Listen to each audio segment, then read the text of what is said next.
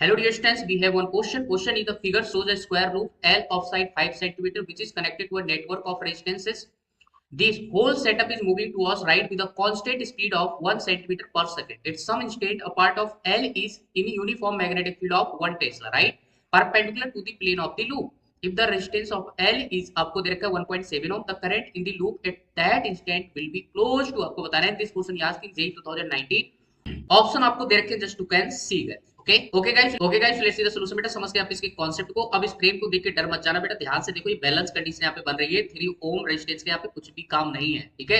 ये आपको कट्टी मार दो बेटा इसको. अब ध्यान से देखो, ये 1 ओम किस में आ जाएंगे सीरीज में, 2 ओम किस में आ जाएंगे सीरीज में. तो पहले यहाँ पे टोटल रेजिस्टेंस निकालो कि यहाँ पे कितना आ रहा है. फिर इसके बाद यहाँ पे एल फ्रेम का भी आपको रेजिस्टेंस दे रखा है 1.7 ओम. तो टोटल रेजिस्टेंस हम यहाँ पे कैलकुलेट कर लेंगे, ठीक है. तो सबसे पहले यहाँ पे देखो बेटा, दोनों सीरीज में, तो कितना हो जाएगा इन दोनों का मिला के आपके पास 2 ओम, ठीक है. और इन दोनों का मिला के आपके पास कितना हो जाएगा आपका 4 ओम, ठीक है. अब ये दोनों किस में आ जाएंगे आपके पैरेलल में, ठीक है. तो पैरेलल में क्या लिखते हैं बेटा, R equivalent R1 R2 divided by R1 plus R2 for 2 resistance which are connected in parallel, ठीक है.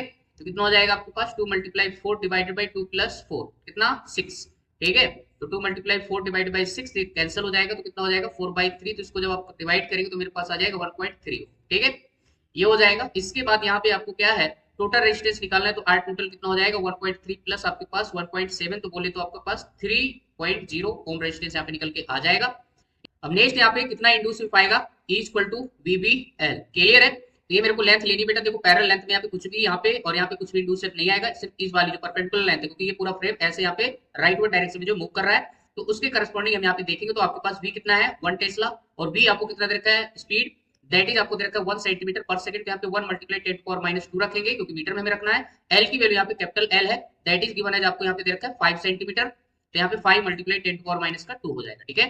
तो ये मेरे पास आ जाएगा बेटा, ध्यान से देखिए. तो कितना हो जाएगा 5 × 10⁻⁴ हो जाएगा, ठीक है. अगर मैं यहाँ पे रेजिस्टेंस से भाग लगा दूं, ठीक है, तो मेरे पास करंट कितना आएगा E/R, ठीक है. तो 5 डिवाइडेड बाय कितना हो जाएगा 3 × 10⁻⁴, राइट. यहाँ से आई की वैल्यू ध्यान से देखो बेटा कितना आएगा 1.66 जो है, ऐसे आप भाग लगाते जाओगे तो 10⁻⁴ आपका एम्पियर में आ जाएगा. बट आंसर किस में दे रखे, माइक्रो एम्पियर में दे रखे. मेरे पास आंसर आ जाएगा. यहाँ पे आपको माइक्रो एम्पियर में दे रखे, तो हम क्या कर सकते हैं, ऊपर नीचे 100 से मल्टीप्लाई और 100 से डिवाइड कर देते हैं बेटा, ठीक है. यहाँ से मेरे पास करंट की वैल्यू देख लो बेटा कितनी आ जाएगी. देखो यहाँ पे 100 से मल्टीप्लाई कर दोगे तो 166, ठीक है. और नीचे से आपका 10⁻² जाएगा तो कितना हो जाएगा 10⁻6, ठीक है, एम्पियर. और ये 10⁻6 is nothing but this is आपका माइक्रो एम्पियर. तो कितना हो जाएगा 166 माइक्रो एम्पियर. अब यहाँ से हमसे क्लोज आंसर की बात कर रहा है, so that is very close to आपका 170 माइक्रो एम्पियर के क्लोज है, ठीक है. तो यहाँ पे इस क्वेश्चन का आंसर आपका 170 माइक्रो एम्पियर चला जाएगा. सो आई होप आपको क्वेश्चन का सॉल्यूशन समझ आया. Okay, thank you.